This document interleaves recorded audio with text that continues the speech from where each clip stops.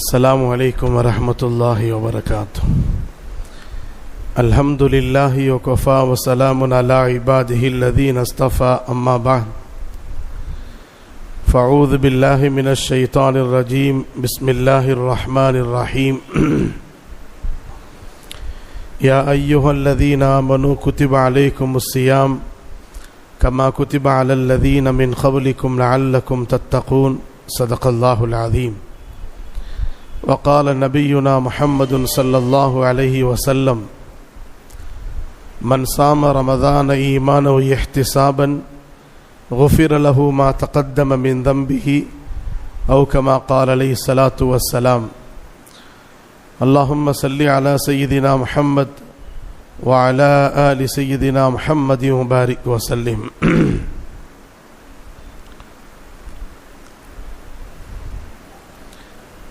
கண்ணியத்திற்குரிய அல்லாஹ்வின் நல்லடியார்களே, அல்லாஹ் ஜல்ல ஷானஹு தஆலா நமக்கு ரமதானுடைய மாதத்திலே நல்ல அமல் செய்யக்கூடிய பாக்கியத்தை தந்திருக்கிறான்.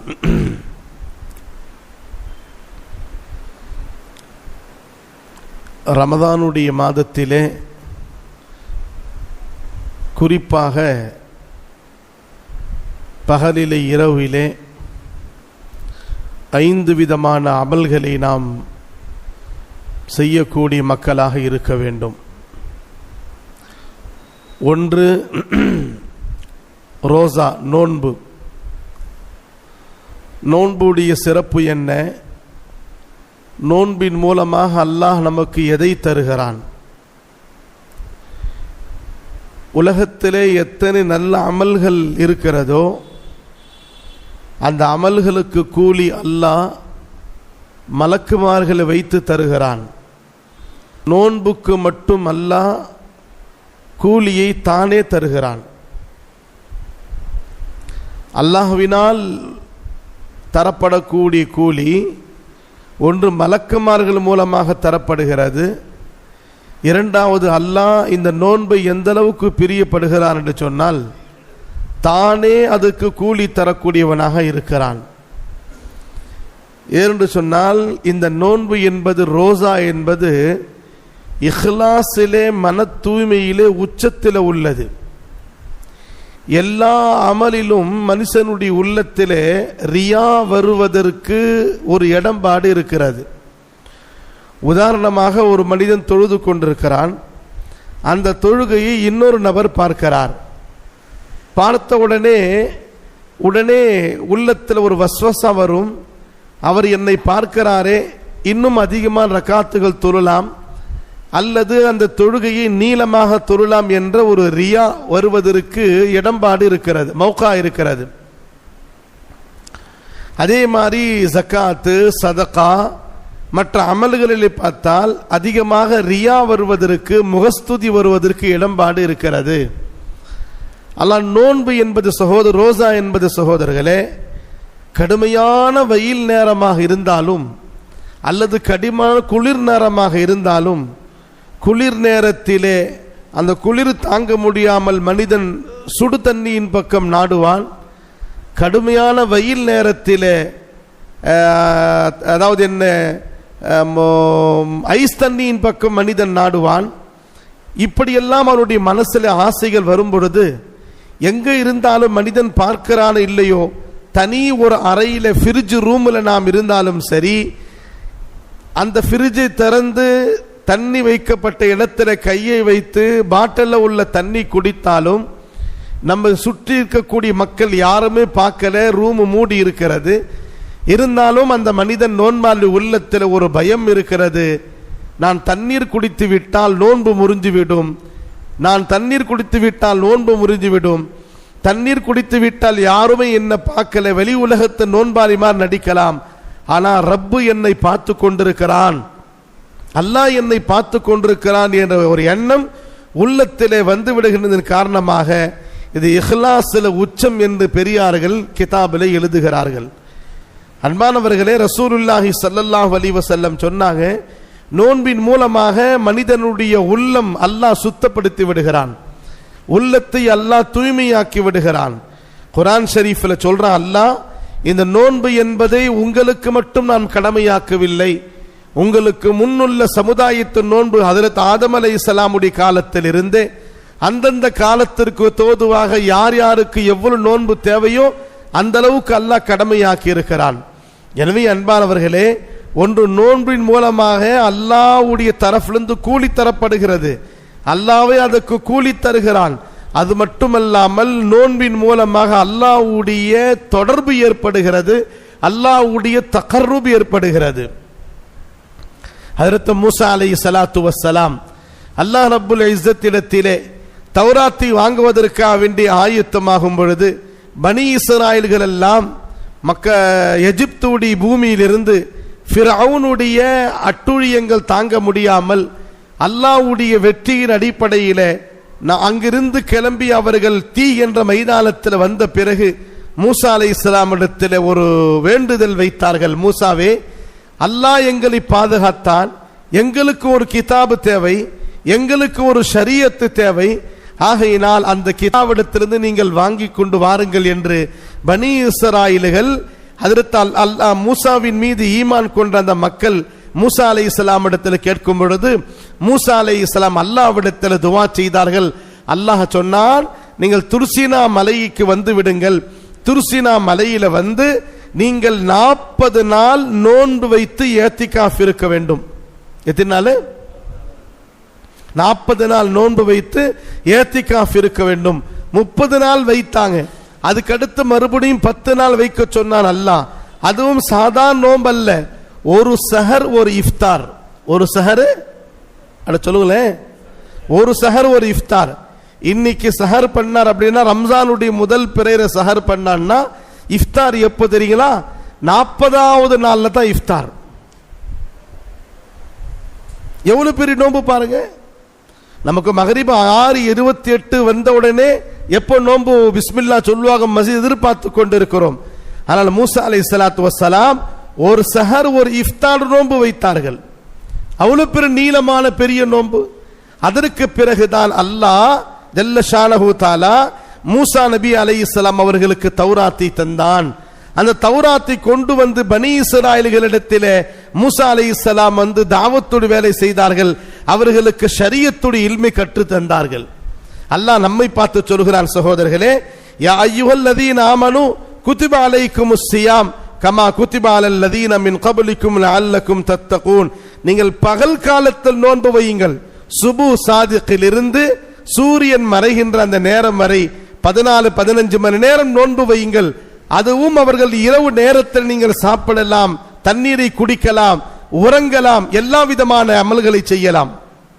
பகல் நேரத்தில் நோன்பு வைத்து 30 நோன்பு நீங்கள் முடிக்கின்ற நேரத்தில் அல்லாஹ் ஜல்ல ஷானஹு தஆலா சொல்கிறான், உங்களுக்கு உள்ளத்தில் தக்வாவை தந்து விடுகிறான், அல்லாஹ்வுடைய பயத்தை தந்து விடுகிறான்.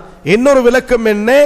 இனிமேல் நீங்கள் வாழ்க்கை வாழுகின்ற காலம் வரை தீனுடைய விஷயத்தை பேசப்படும் பொழுது கபூல் செய்யக்கூடிய பக்குவத்தை ஒரு மாஹூலை உள்ளத்தில் அல்லாஹ் ஏற்படுத்தி விடுகிறான்.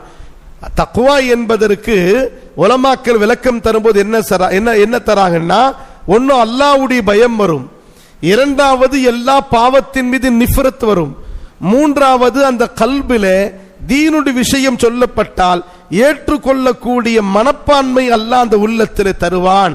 இந்த மாதிரி உங்களுடைய உள்ளத்தில் வந்து விட்டால் நீங்கள் நினைத்து கொள்ளுங்கள், என்னுடைய ரோசா என்னுடைய நோன்பு அல்லாஹ் ஏற்றுக்கொண்டு விட்டான். இருக்கலாமா? இன்ஷா அல்லாஹ். நபி ஸல்லல்லாஹு அலைஹி வஸல்லம் சஹாபா பெருமக்களிடத்தில் சொல்வாங்க, ஓ சஹாபாக்களே, கடினமான வெயில் நேரமாக இருந்தாலும் நோன்பை நீங்கள் விடாதீர்கள். அல்லாஹ்வுக்கு மிகவும் பிரியமான ஒரு அமல் எதுவென்று சொன்னால் இந்த நோன்பு தான் என்பதை நபி அவர்கள் வலியுறுத்தி சொல்வார்கள். இஃப்தார் நேரத்தில் கூட சஹாபாக்களுக்கு நோன்பு திறப்பதற்கு எதுவுமே இருக்காதுங்க. இன்னைக்கு ஏராளமான பொருள் நம்முடைய தஸ்தர்கான்ல அல்லாஹ் ஜல்ல ஷானஹு தஆலா தந்திருக்கிறான். சஹாபா பெருமக்களுடைய மஜ்லிஸிலே நபியுடைய தர்பாரில் மஸ்ஜித் நபவியில தஸ்தர்கான் விரிக்கப்படும். அந்த தஸ்தர்கான்ல வந்து பார்த்தால் எதுவுமே இருக்காது. எங்கேயாவது ஒரு இடத்துல பேரிச்சம்பளம் இருக்கும், அவ்வளவுதான். தண்ணீர் கூட கிடைப்பதற்கு சிரமமா இருக்கும். அந்த நேரத்தில் பெரியார்கள் கிதாபில் எழுதுறாங்க, சஹாபாக்களுடைய உடலில் பார்த்தால் அதோட தாட்டு துணி உடுத்திருப்பாங்க, கடுமையான வெயில் நேரத்த உடம்பெல்லாம் அவர்களுக்கு கொதிக்கும். இரண்டாவதாக அவர்கள் அந்த வெயிலின் கொடுமையிலே எந்த அளவுக்கு இருக்குன்னா இந்த உதடுகள் எல்லாம் வெடித்து ரத்தம் ஓடும் அளவுக்கு அவர்களுடைய உதடுகளிலே ரத்தம் வந்து கொண்டிருப்பதை நோன்பு நாங்கள் பார்த்திருக்கிறோம் சஹாபாக்களை என்று மற்ற சஹாபாக்கள் சொல்லியிருக்கிறாங்க. அந்த நேரத்தில் நபி அவர்கள் ஒரு விஷயத்தை சொன்னார்கள். என்ன தெரியுமா? யார் நோன்பாளிக்கு நோன்பு திறக்க உதவி செய்கிறாரோ, நோன்பாளிகளுக்கு ரோசாதாருக்கு ரோசா திறப்பதற்காக வேண்டி நோன்பு திறப்பதற்காக வேண்டி உதவி செய்கிறாரோ, அவருக்கு உணவு தருகிறாரோ, அல்லாஹ் ஜல்ல ஷானஹு தஆலா இரண்டு விதமான விஷயத்தை தருகிறான். ஒன்று, அவரை நரகத்திலிருந்து விடுதலை செய்து விடுகிறான். இரண்டாவது, அவருக்கு கிடைக்கிற மாதிரியே சவாபு நோன்பு திறக்கக்கூடிய மனிதனுக்கு அல்லாஹ் தருகிறான்.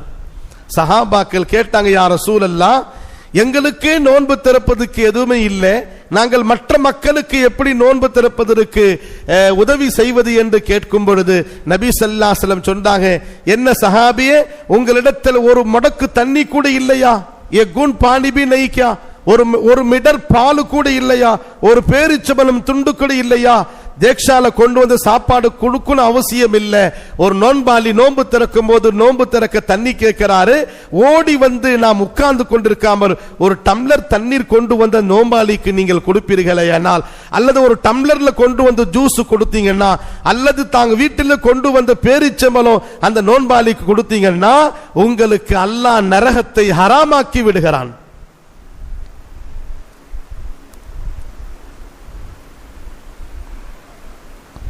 அது மட்டுமல்லாமல் அல்லாஹ் ஜல்ல ஷானஹு தஆலா அந்த நோன்பாளிக்கு தரக்கூடிய சவாபை நோன்பு திறக்க வைக்கக்கூடிய உதவி செய்த மனிதனுக்கு அல்லாஹ் தருகிறான். அந்த ஜஸ்பாவை நாம் கொண்டு வரணும் இன்ஷா அல்லாஹ். ஏன்னா இங்க மஸ்ஜிதில் திறக்கக்கூடிய மாஹுல் கம்மி. இங்கெல்லாம் நம்ம மேல் விசாரத்தில் பொதுமக்கள் வீட்டில் உள்ள மக்கள் மஸ்ஜிதில் நோன்பு திறக்கக்கூடிய மாஹுல் கம்மி. சில பேர் ஒரு 20-30 பேர் ஒவ்வொரு மஸ்ஜிதில் திறப்பாங்க. வெளியிடத்தில் பார்த்தால், சென்னையில மற்ற இடங்களிலே விசார விட்டு மற்ற இடங்களை பார்த்தால் எல்லா மக்களும் மஸ்ஜிதிலிருந்து நோன்பு திறப்பார்கள். மஸ்ஜிதில் நோன்பு திறக்கும் போது அவங்க வீட்டிலிருந்து டிஃபன்ல கொண்டு வருவாங்க. டிஃபன்ல 20 வடை 25 வடை கொண்டு வருவாங்க. அதே மாதிரி ஒரு டிஃபன் நிரம்ப பேரிச்சம்பழத்தை கொண்டு வருவாங்க. அங்க வீட்டில் என்ன செய்திருக்கிறாங்களோ அதை கொண்டு வருவாங்க. அந்த சஃப்ல முன்னாடி பின்னாடி யார் இருக்கிறாங்களோ எல்லாத்துக்கும் அந்த பேரிச்சம்பழத்தை வடையை கொடுப்பாங்க. ஒரு வடை ஒரு பேரிச்சம்பழம் ஒரு நோன்பாளி வயிற்றுல போயிடுச்சுன்னா உங்க காந்தானுக்கே அல்லாஹ் ஜல்ல ஷானஹு தஆலா நரகத்தை ஹராமாக்கி விடுவான். அந்த ஜஸ்பாவை கொண்டு வாங்க சகோதரர்களே.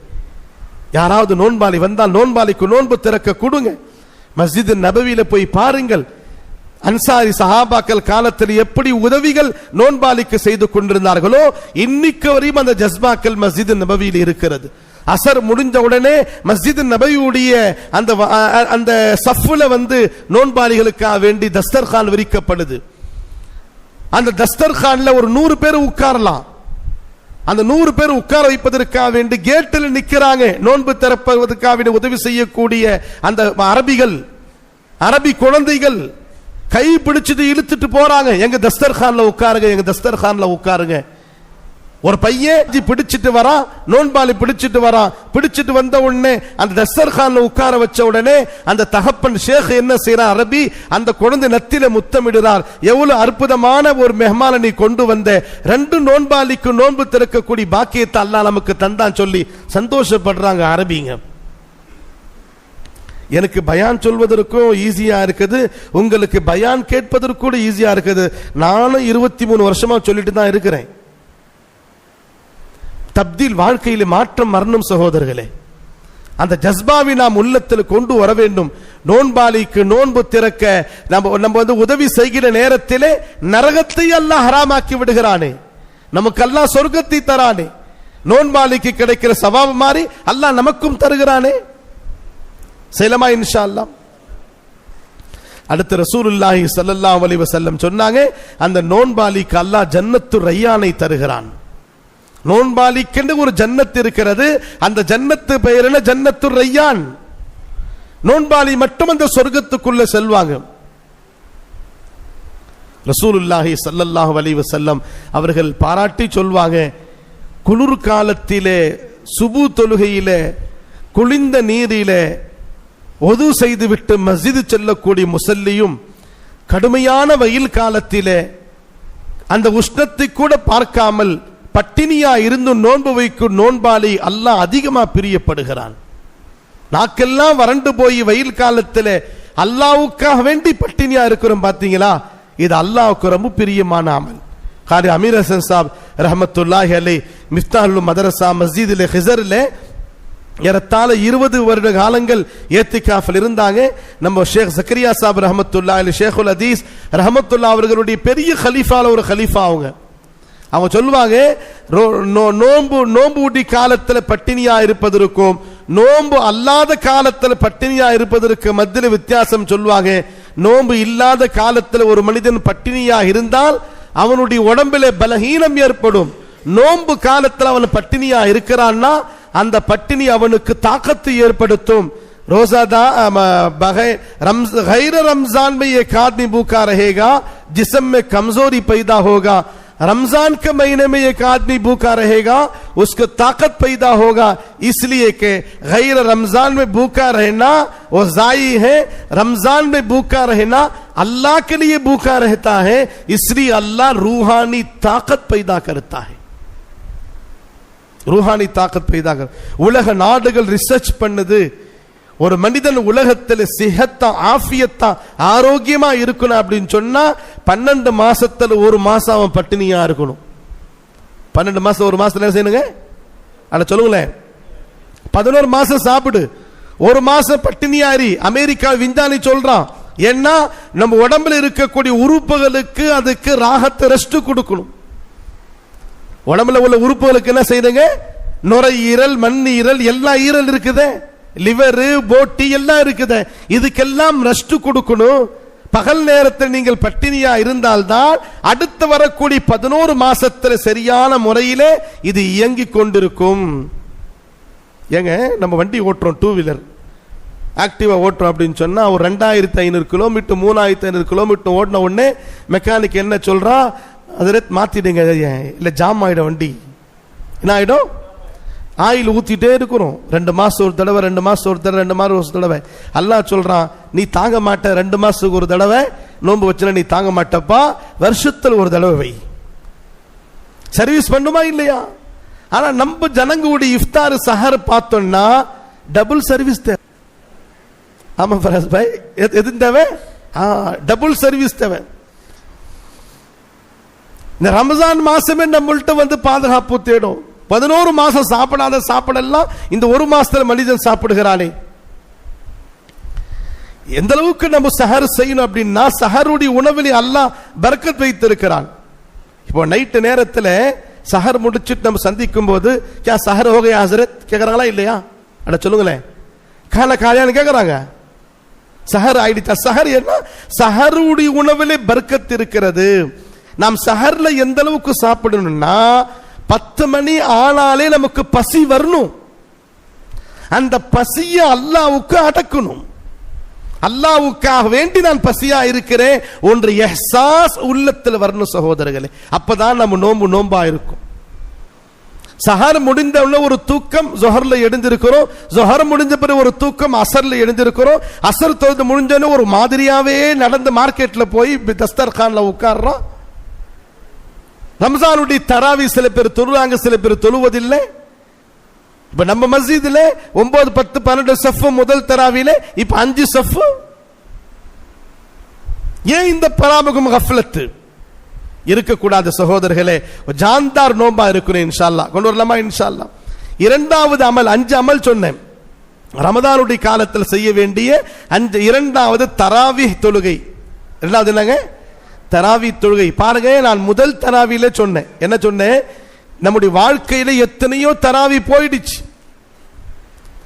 வாலிப பருவத்தில் விளையாட்டுல போயிடுச்சு, நல்லா தெரிஞ்ச பிறகு கஃப்லத்துல போயிடுச்சு, பொடுபோக்குல நாம் பல தராவிகளை விட்டு விட்டோம். இன்னும் எத்தனை தராவி நம்முடைய தக்தீர்ல இருக்கு நமக்கு தெரியாது, அல்லாஹ்வுக்கு மட்டும்தான் தெரியும்.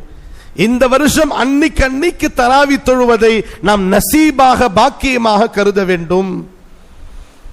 ஏன்னா இந்த தராவி தொழுகையின் மூலமாகத்தான் அல்லாஹ்வுடைய நெருக்கம் நமக்கு ஏற்படுகிறது. 20 ரக்காத்திலே 40 சஜிதாக்கள் நாம் செய்கிறோம். 40 தடவை இந்த நெற்றியை அல்லாஹ்வுடைய காலில் போய் வைக்கிறோம். காரி தைப் சாப் ரஹமத்துல்லாஹி அலைஹி சொல்வாங்க, அல்லாஹ்வுக்கு மிக மிக பிரியமானது மனிதனுக்கு நெற்றி கொண்டு போய் பூமியில வைப்பது. பூமியில வைக்கின்ற நேரத்திலே அவன் உள்ளத்தில் இந்த மாதிரி நினைக்கணும், நான் ரப்புடைய காலின் மீது சஜிதா செய்கிறேன், அல்லாஹ்வுடைய சன்னிதானத்திலே நான் சஜிதா செய்கிறேன். 20 ரக்காத்திலே 40 சஜிதா ஒரு மனிதன் செய்கின்ற நேரத்திலே அல்லாஹ் எந்த அளவுக்கு சந்தோஷப்படுவான். தராவி தொழுவதுடனே தஹஜ்ஜுதுடைய தொழுகை நாம் தொழுக வேண்டும். இன்ஷா அல்லாஹ் தொழலாமா? இன்ஷா அல்லாஹ். தராவி தொழுகை சுன்னத்து தான், ஆனா எக்காரணத்தை கொண்டும் அதை நாம் விடவே கூடாது. தராவி தொழுது விட்டு நீங்க போங்க, உள்ளத்தில் ஒரு விதமான அல்லாஹ் நூறானியத்தை நமக்கு தருவான். மூணாவது அமல் ரசூலுல்லாஹி ஸல்லல்லாஹு அலைஹி வஸல்லம் அவர்களுடைய அமலின் மூலமா நமக்கு கிடைக்கக்கூடிய படிப்பினை என்னவென்று சொன்னால், மூணாவது அமல் துஆ. என்னங்க? அதிகமாக இந்த மாசத்தில் நாம் துஆ செய்ய வேண்டும். எவ்வளவு நம்ம அல்லாஹ்விடத்தில் துஆ செய்கிறோமோ அந்த துஆவில தான் அல்லாஹ் நமக்கு வெற்றி தருகிறான். அந்த துஆ கூட எப்படி செய்யணும் தெரியுங்களா? பொடுபோக்க கஃப்லத்தில் செய்யக்கூடாது. அத்துஆஉ மஅர் ரஜா, ஆதரவு வைத்து அல்லாஹ்விடத்தில் உம்மீது நம்பிக்கை வைத்து துஆ செய்ய வேண்டும். நான் எதை அல்லாஹ்விடத்தில் கேட்பேனோ கண்டிப்பா அல்லாஹ் எனக்கு அதை தருவான். நியத்தில் கேட்டால் நாம் கேட்பதை அல்லாஹ் தருவான். துஆவுடைய இஹ்திமாம் பெரியார்கள் கிதாப் எழுதுறாங்க, இந்த ரமதானுடைய மாதத்தில் அதிகமாக அல்லாஹ்விடத்தில் துஆ கேளுங்கள். ரெண்டு விஷயம் இருக்கிறது, துஆ துஆ துஆ படுனா துஆ மாங்கனா. துஆ படிக்குது ரப்பனா ரப்பனா ரப்பனா ரப்பனா, எல்லா கிதாபுல துஆ படிச்சிருது, அதுல என்ன இருக்குன்னு தெரியாது நமக்கு. ரெண்டா துஆ மாங்கனா, துஆ கேட்பது. துஆ படிப்பது ஒன்று இருக்கிறது, துஆ கேட்பது ஒன்று இருக்கிறது.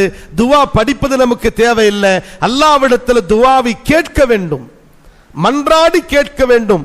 ஒரு குழந்தை ஒரு சாக்லேட் வாங்குவதற்கு எப்படியெல்லாம் ஒரு தந்தையிடத்தில் மன்றாடுகிறது, கடைசியாக இறக்கப்பட்ட அந்த மனிதன், அந்த தகப்பனார் அவனுக்கு 10 ரூபாய்க்கு பகரமாக 100 ரூபாய் சாக்லேட் வாங்கி தருகிறான். ஒரு மனைவி தன்னுடைய கணவனிடத்தில் ஒரு பொருள் வாங்க வேண்டும் என்று சொன்னால் காலையில் இருந்து இரவு வரை எப்படியாவது நம்ம பாக்கெட்டில் இருந்து பணம் வெளியே வந்து அந்த பொருள் வாங்கி தர வேண்டும் என்பதற்காக வேண்டி எத்தனை ஐடியாக்கள், எத்தனை மஷூராக்கள். கடைசியாக அவருடைய அந்த பிளஸ் என்ன, அழுதாவது தன்னுடைய காரியத்தை சாதித்து விடுகிறாள். இப்படி இருக்க மனைவி ஒரு பக்கம் தன்னுடைய தேவை கணவன் மூலமா பூர்த்தி செய்து கொள்கிறார், குழந்தை தன்னுடைய தேவை தகப்பன் பூர்த்தி செய்து கொள்கிறார். நம்முடைய பாவத்தை அல்லாஹ் மன்னிக்க வேண்டும், நமக்கு தேவை பூர்த்தி செய்ய வேண்டும். ஏன் அந்த ரப்பிடத்தில் நாம் அழுது துவா செய்யக்கூடாதா? நபி ஸல்லல்லாஹு அலைஹி வஸல்லம் சொல்றாங்க, பகௌ ஃபஇல்லம் தபகு ஃபதபாகு, அல்லாஹ்வுடைய தர்பார்ல அழுகுங்கள். அழுவதற்கு உங்களுக்கு முடியலன்னா அழுற மாதிரி ஷக்கல கொண்டு வாங்க, பாவனை கொண்டு வாருங்கள், கேளுங்கள், அல்லாஹ்விடத்தில் அல்லாஹ் உங்களுக்கு தருவான். ஹதீஸ்ல வருகிறது, துஆ செய்த பிறகு அழுது விட்ட பிறகு அந்த அழுகை முகத்திலே அந்த கண்ணீர் பட்டு இருக்குதுன்னா கர்ச்சிப்ல துணியில துடைக்காதீங்க, அந்த ரெண்டு கையை வைத்து அந்த கண்ணீரை முகத்தில் தடவி கொள்ளுங்கள். நரகத்தை அல்லாஹ் ஹராமாக்கி விடுவான். நரகத்துடைய நெருப்பு அணைப்பதற்கு உலகத்தில் ஆகிரத்தில் ஒரே சக்தி அல்லாஹுடைய பயத்தினால் அழக்கூடிய கண்ணீர் துடிக்கு மட்டும்தான் அல்லாஹ் வைத்திருக்கிறான். அல்லாஹ்வுடைய பாதையிலே போர் செய்யக்கூடிய முஜாஹிதீன்களுடைய இரத்த துளிகளும் அல்லாஹ்வுடைய பயத்தினால் அழக்கூடிய கண்ணீர் 2 துளிகளும் அல்லாஹ்விடத்தில் பெரிய அந்தஸ்து உள்ளது என்பதை நீங்கள் மறந்துவிடக் கூடாது. எத்தனை விஷயத்துக்கு நாம் அல்லாஹ்விடத்தில் அழுது இருக்கிறோம். நபி ஸல்லல்லாஹு சொல்றாங்க, துஆ கேட்கின்ற நேரத்தில் உள்ளத்தால் துஆ கேளுங்கள், அல்லாஹ்வின் மீது நம்பிக்கை வைத்து துஆ கேளுங்கள். கஃப்லத்தில் கேட்காங்க, அல்லாஹ் பாப்பா உண்மையிலே உயிரோட்டமான துஆ தான் கேட்கிறானா இல்ல கஃப்லத்தில் பொடுபாக்கா கேட்கிறானா என்று பார்த்து அவன் கஃப்லத்தில் கேட்டால் அந்த துஆவை ரத்து செய்து விடுகிறான். வைதா சாலக இபாதி அன்னி ஃபஇன்னி கரீப், அல்லாஹ் சொல்றான், என்னுடைய அடியான் இடத்துல கேட்டால் அவனுக்கு பக்கத்து நான் இருக்கிறேன், அவனுக்கு தரேன் என்று அல்லாஹ் சொல்கிறான். கேட்கலாமா இன்ஷா அல்லாஹ்? மூணாவது அமல் என்ன? அதிகமாக இந்த மாதத்தில் நாம் இஸ்திக்ஃபார் செய்ய வேண்டும். என்ன செய்யணுங்க? இஸ்திக்ஃபார். நபி ஸல்லல்லாஹு அலைஹி வஸல்லம் சொன்னாங்க, இஸ்திக்ஃபார் என்பது மனிதனுடைய பாவத்தை போக்க, அல்லாஹ்வுடைய அஸாபை தடுக்கக்கூடியது. வானத்திலிருந்து அல்லாஹ்வுடைய அஸாபை இறங்குவதாக இருந்தால் ஒரு மனிதன், ஒரு சமுதாயம் இஸ்திக்ஃபார் செய்தா அந்த இஸ்திக்ஃபாரினுடைய பரக்கத்தை அல்லாஹ் வானத்திலிருந்து இறங்கக்கூடிய அஸாபை நீக்கி விடுகிறான். குர்ஆன் ஷரீஃபில் அல்லாஹ் சொல்லுகிறான், வமா கான அல்லாஹு லியுஅذிபஹும் வஅன்த ஃபீஹிம் வமா கான அல்லாஹு முஅذிபஹும் வஹும் யஸ்தக்ஃபிரூன். யா ரசூலல்லாஹ், ரெண்டு நேரத்தில் அஸாப் இறக்க மாட்டேன். நீங்கள் எந்த இடத்துல இருப்பீங்களோ அந்த காலத்தில் அஸாப் நான் இறக்க மாட்டேன். நீங்க போன பிறகு மக்கள் இஸ்திக்ஃபார் செய்தால் அந்த இஸ்திக்ஃபாருடைய பரக்கத்திலே அந்த ஊர்ல அஸாப் இறக்க மாட்டேன். அல்லாஹ் ஜல்ல ஷானஹு தஆலா சொல்றான். அதனால தான் எங்கெல்லாம் ஆபத்து வந்தால், அஸ்மாயிஷ்கள் வந்தால், சோதனைகள் வந்தால் உடனடியாக நம்முடைய பெரியார்கள் நமக்கு தவஜ்ஜு ஏற்படுத்துறாங்க, நமக்கு நசிஹத் செய்றாங்க, அதிகமா இஸ்திக்ஃபார் செய்யுங்கள், இஸ்திக்ஃபார்னால அல்லாஹ்வுடைய அந்த அஸாப் நீக்கப்படும் என்று.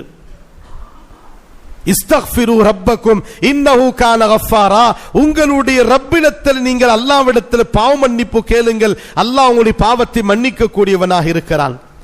ஹதீஸ்ல நபி ஸல்லல்லாஹு அலைஹி வஸல்லம் சொன்னாங்க, மன் லஸிமல் இஸ்திக்ஃபார், யார் இஸ்திக்ஃபாரை தினந்தோறும் செய்து கொள்கிறாரோ, லாசிமா கட்டாய கடமை ஆக்கி கொள்கிறாரோ, ஜஅலல்லாஹு அல்லாஹ் ஜல்ல ஷானஹு தஆலா மின் குல்லி தீகின் மக்ரஜா, நெருக்கடியான வாழ்க்கை விட்டும் அல்லாஹ் பாதுகாத்து விடுகிறான். ஓ மின் குல்லி ஹம்மின் ஃபரஜா, உள்ளத்தில் கவலை அல்லாஹ் நீக்கி விடுகிறான்.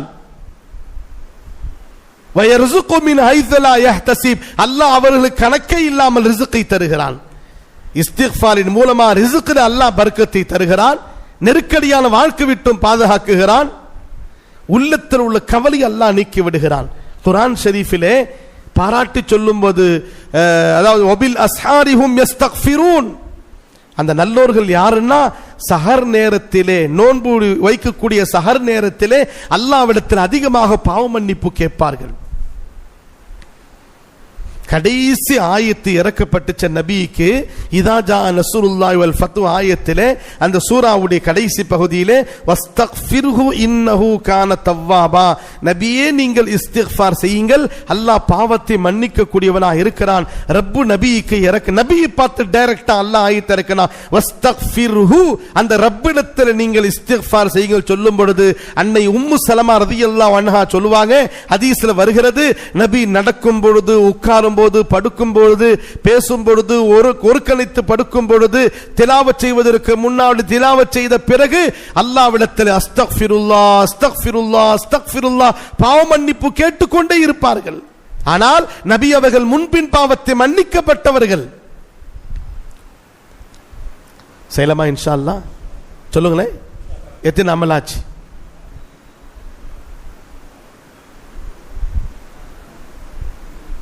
ரெண்டா, மூணா, நாலா? 4. ரோசா, தராவி, துஆ, இஸ்திக்ஃபார். என்னங்க? நோன்பு, தராவி, துஆ, இஸ்திக்ஃபார். மறந்துருப்பீங்க, சரியான வெயில், நோன்பு வச்சுக்கிறீங்க. நான் படுத்திக்கிறேன் நான் இன்ஷா அல்லாஹ். கல்புல கொண்டு வாங்க பாய். போயிடுச்சு, 4வது நோன்பு நடக்குது, 4 தராவி போயிடுச்சு. 5வது அமல் என்னன்னா திலாவத்துல் குர்ஆன். என்னங்க? அதிகமாக அல்லாஹ்வுடைய கலாமை ஓதணும். ரமதானுடைய மாதம் நபி ஸல்லல்லாஹு அலைஹி வஸல்லம் அவர்களுக்கு ஹதீஸ்ல வருகிறது, ஒவ்வொரு ரமதானும் நபி அவர்களுக்கு ஜிப்ரீல் வருவார், நபி ஸல்லல்லாஹு அலைஹி வஸல்லம் அவர்கள் ஓதுவாங்க, ஜிப்ரீல் கேட்பார். எந்த வருஷம் நபி அவர்கள் வஃபாத்தாக இருக்கிறாங்களோ அந்த வருஷம் 2 தவறு பண்ணாங்க நபி ஸல்லல்லாஹு அலைஹி வஸல்லம் அல்லாஹ்வுடைய கலாமை. ஜிப்ரீல் வந்து கேட்டுட்டு போனார். அல்லாஹ்வுடைய கலாமிலே நூரானியத் இருக்கிறது, அல்லாஹ்வுடைய கலாமிலே ஒரு நூறு இருக்கிறது. நபி ஸல்லல்லாஹு அலைஹி வஸல்லம் சொன்னாங்க, ஸய்யினு அஸ்வாத்தகும் பில் குர்ஆன் வனவ்விரு புயூத்தகும் பிதிலாவத்தில் குர்ஆன். அழகான குரல்ல அல்லாஹ்வுடைய கலாமை நீங்கள் படியுங்கள். அல்லாஹ்வுடைய கலாமை வீட்டில் ஓதி ஓதி நூரானியத்தை ஏற்படுத்துங்கள். வீடுகளிலே அல்லாஹ்வுடைய கலாமை நாம் ஓத வேண்டும். குர்ஆனோடு தொடர்பு வைத்துக் கொள். எவ்வளவு அல்லாஹ்வுடைய கலாமை நாம் ஓதுவோமோ கல்பில நூரை அல்லாஹ் தருவான், வாழ்க்கையில் மாற்றத்தை ஏற்படுத்துவான். ரம்ஜானுடைய மாசத்துல மட்டும் இமாம் ஷாஃபி ரஹ்மத்துல்லாஹி அலைஹி 60 குர்ஆன் ஓதுவாங்க. எத்தனை குர்ஆன் ஓதுவாங்க? பகல்ல ஒரு குர்ஆன், நைட்ல ஒரு குர்ஆன், தராவில ஒரு குர்ஆன். தராவில அட சொல்லுங்களேன், 60 குர்ஆன் ஓதி இருக்கிறாங்க ரம்ஜானுடைய மாசத்துல. எத்தனையோ மக்கள் இருக்கிறாங்க தினந்தோறும் அல்லாஹ்வுடைய கலாமை அதிகமா ஓதக்கூடியவர்கள். அதிகமாக அல்லாஹ்வுடைய கிதாப குர்ஆன் ஷரீஃப் நாம் ஓதிக்கொண்டே இருந்தால் நம்முடைய கிராத்தை, நம்முடைய கலாமை கேட்க மலக்குமார்கள் வராங்க. ஏன் தெரியுமா? மலக்குமார்களுக்கு குர்ஆன் ஓத தெரியாது. மலக்குமார்களுக்கு ஜிப்ரீல் ஸல்லல்லாஹு அலைஹி வஸல்லம் மட்டும்தான் வஹி இறக்குனால குர்ஆன் படிக்க தெரியும். வேற எந்த மலக்குக்கும் ஃபரிஷ்தாக்கும் குர்ஆன் படிக்க தெரியாது. நமக்கு மட்டும்தான் குர்ஆன் படிக்க தெரியும். அதனால நாம் குர்ஆன் திறந்து ஓத ஆரம்பிச்சிட்டோம்னா உடனே ஃபரிஷ்தாக்கள் நம்ம பக்கத்தில் வந்து உட்கார்ந்துக்கிறாங்க, அந்த அல்லாஹ்வுடைய கலாமை கேட்கிறாங்க. ஆனா நம்ம என்ன செய்யறோம்? மூடி தான் வச்சுக்கிறோம் குர்ஆனை. இல்ல, ரமதானுடைய மாதத்திலே நம்முடைய முன்னோர்கள் சர்வ சாதாரணமா பல குர்ஆன்களை ஓதுவார்கள். எனவே அன்பான சகோதர பெரியார்களே, இந்த 5 அமல்களை தொடர்ந்து நாம் இதில் செய்ய வேண்டும். இன்ஷா அல்லாஹ் செய்து கொண்டிருக்கிறோம். அல்ஹம்துலில்லாஹ் செய்து கொண்டு இன்னும் மஸ்பூத்தான முறையிலே. உதாரணமாக இஸ்திக்ஃபார், நோன்பு வைக்கிறோம் அல்ஹம்துலில்லாஹ். தராவி தொழாதவர்கள் தராவி தொழ ஆரம்பித்து விடுங்கள். அதே மாதிரி துஆ, உயிரோட்டமான துஆ கேளுங்கள். இஸ்திக்ஃபார் அதிகமாக நாம் செய்ய வேண்டும் இன்ஷா அல்லாஹ். அல்லாஹ்வுடைய கலாமை நாம் ஒரு குறைஞ்சபட்சம் என்ன செய்யணும்னா 10 நாள்ல ஒரு குர்ஆன் முடிக்கணும். 10 நாள்ல சொல்லுங்களேன், ஒரு நாளைக்கு 3 ஜுஸு வச்சு 10 நாள் என்ன செய்யணுங்க? ஒரு குர்ஆன், இன்னொரு 10 நாள் ஒரு குர்ஆன், இன்னொரு 10 நாள் நாசிரா குர்ஆன். அவங்க இவ்ஸ் படிக்க சொல்ல பார்த்தே படிங்க. நீங்க கடைசி தர்ஜா வந்து ஒரு குர்ஆனாவது முடிக்கணும். ஒரு குர்ஆனாவது முடிக்கணும். நேரத்தை ஒதுக்குங்க. அசருக்கு பிறகு நேரம் 1/2 மணி நேரம் ஒதுக்குங்க. ஜுஹருக்கு பிறகு 1/2 மணி நேரம் ஒதுக்குங்க. சஹருக்கு பிறகு பகல் நேரத்தில் வியாபாரத்துக்கு போயிடுறோம். ஜுஹர் முடிஞ்ச உடனே அப்படி மஸ்ஜிதில் உட்கார்ந்து ஒரு 1/2 ஜுஸ் ஓதிக்குங்க, 1/2 மணி நேரம் ஒதுக்குங்க. அசருக்கு பிறகு 1/2 மணி நேரம் ஒதுக்குங்க. சஹருக்கு முன்ன தஹஜ்ஜுத் எழுந்திருக்குமே, அதுல ஒரு 1/2 மணி நேரம், 1.5 மணி நேரம் நாம் குர்ஆனுக்கு டைம் கொடுத்துட்டாலே ராஹத்தான முறையிலே அல்லாஹ் நமக்கு முழு குர்ஆனில் 3 குர்ஆன் ஓதக்கூடிய சவாபை பாக்கியத்தை அல்லாஹ் நமக்கு தந்து விடுவான் இன்ஷா அல்லாஹ். செய்யலாமா இன்ஷா அல்லாஹ்? அல்லாஹ் ஜல்ல ஷானஹு தஆலா நம் அனைவர்களுக்கும் இந்த 5 விஷயத்தின்படி அமல் செய்யக்கூடிய பாக்கியத்தை தருவானாக. வ ஆகிரு தஅவானா அல்ஹம்துலில்லாஹ்.